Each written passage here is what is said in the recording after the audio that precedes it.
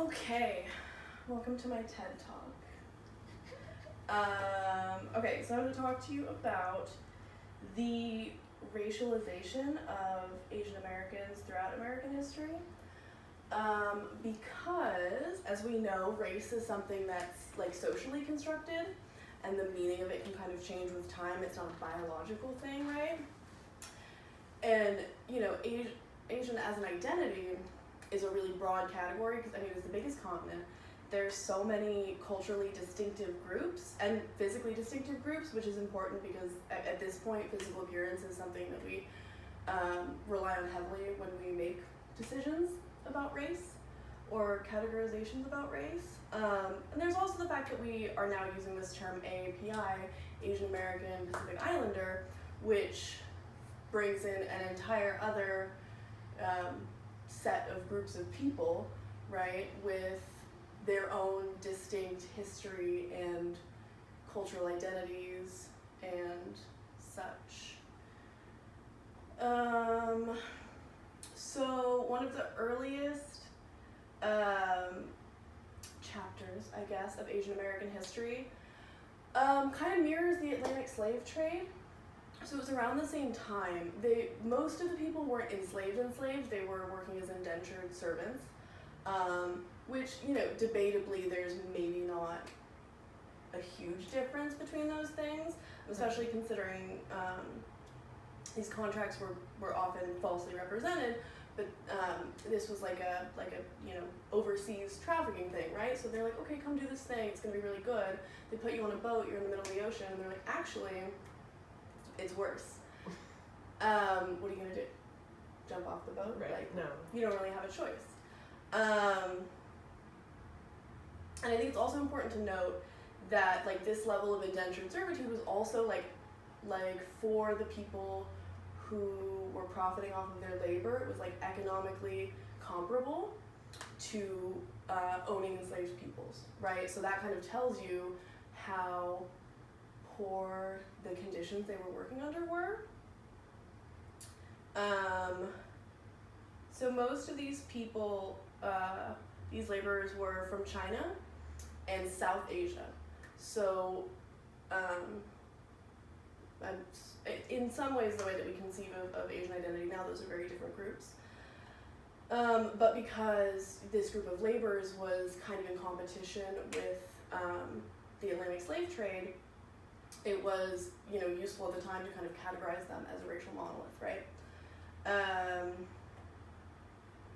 Which kind of brings up the idea that, especially in America, race is kind of constructed around the idea of whiteness versus blackness, right? Like that's a really big focus of our history and how we understand race, especially when it comes to things like segregation. Right. So one of the oldest Asian communities in the United States is in Louisiana. So there have been 8 generations of people in this community that have lived in Louisiana, which is significantly longer than probably most white people have even lived in America, right? That was a result of the Spanish Manila galleon trade. And so an interview with the women who were, you know, young during the time of segregation revealed that even in Louisiana, which is a very racist area, you know, the South, they were actually considered white.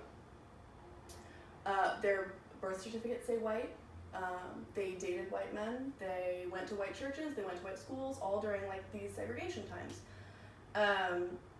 Because at the time,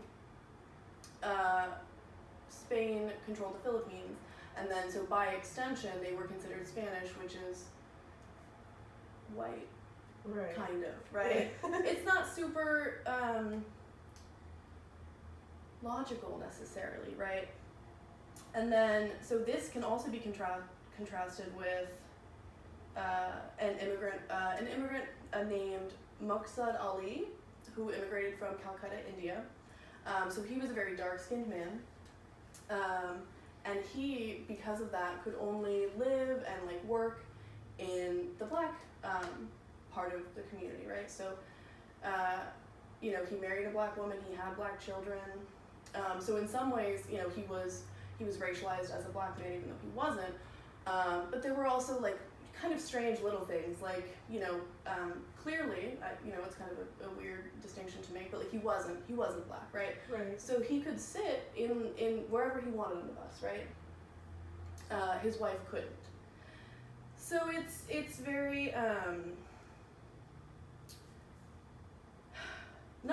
not to say that like lighter skinned Asian people don't also face like social and systematic racism, but I think that just like really speaks to the diversity of the Asian American population and how differently and subjectively they can be racialized, right? So when we learn about Asian American history in the U.S., as far as I remember, the first thing we learned about was Chinese workers working on the, you know, Pacific Railway, and the gold rush and stuff. So, Same. yeah, right? Yeah. Which is really interesting when you consider, you know, at the time of slavery, there was also They've been Asian here way workers, right? longer. They've been around, yeah. But we just don't learn about it. So on the Central Pacific Railway, it was mostly Chinese workers, although there were other, you know, Asian ethnic groups, is what we would consider them now, and some black and indigenous workers. And this was kind of, this project was, you know, over a short period of time. And so at the time we just said, okay, the Chinese, right?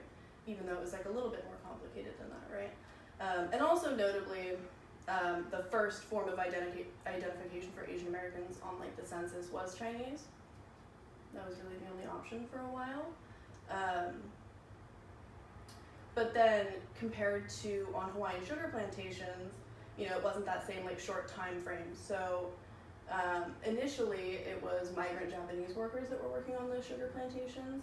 And then they started to kind of organize together for better wages, better working conditions, stuff like that. And the plantation owners brought in Hawaiian, Korean, Chinese, and Portuguese strikebreakers. And so they were able to use the cultural and linguistic differences between these groups to pit them against each other. And the Japanese workers ended up, in the largest strike, the Japanese workers ended up having to come back and work under the same conditions because they no longer had that bargaining power of They just thought other people other people were doing the job.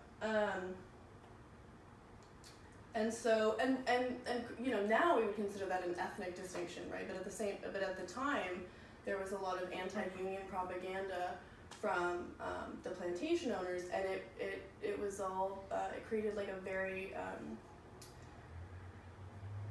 caricaturized view and like very racially characterized view of the Japanese union leaders, because at that time it was, you know, economically advantageous to draw that racial line there, right?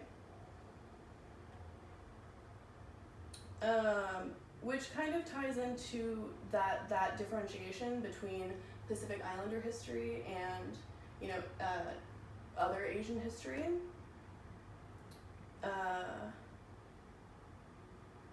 So Asian history is connected to Pacific Islander history in the same way that, you know, European history is, and is through trade and migration, right? So the trade routes from, you know, the east to Europe and America also served as routes of migration for East Asian people fleeing east and South and Central Asia, well, maybe less so Central Asian people.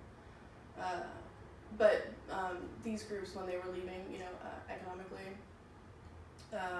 insecure lives, a lot of it as a result of like American and British Empire. And it's also the fact that, you know, these islands are very far apart, right?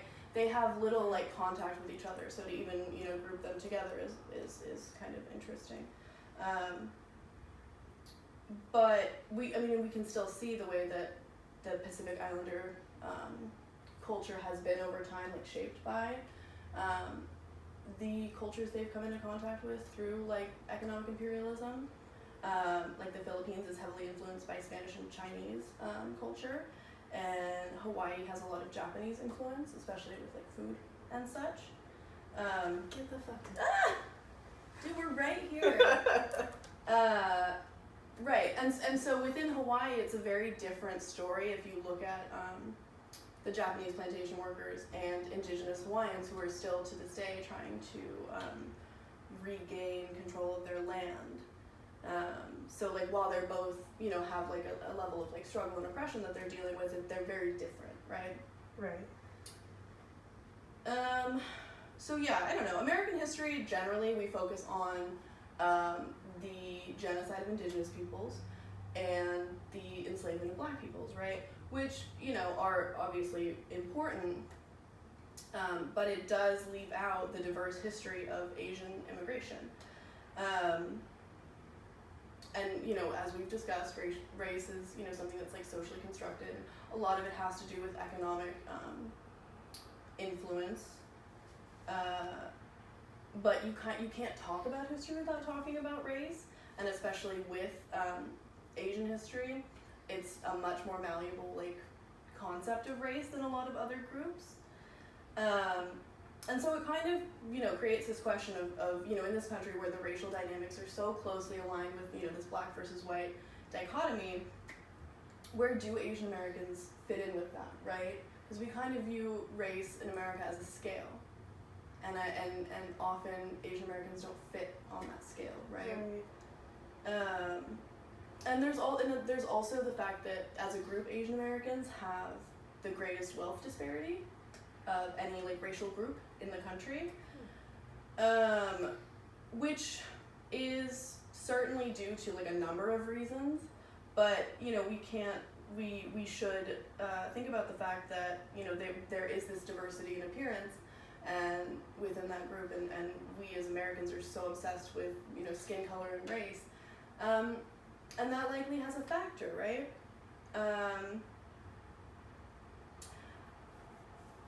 And I guess the final thought is kind of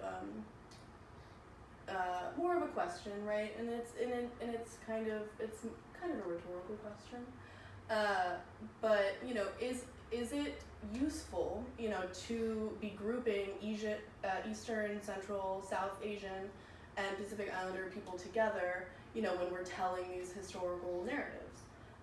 Because obviously their histories are interconnected, but I mean the history of every, you know, nation and ethnic group is also connected, right?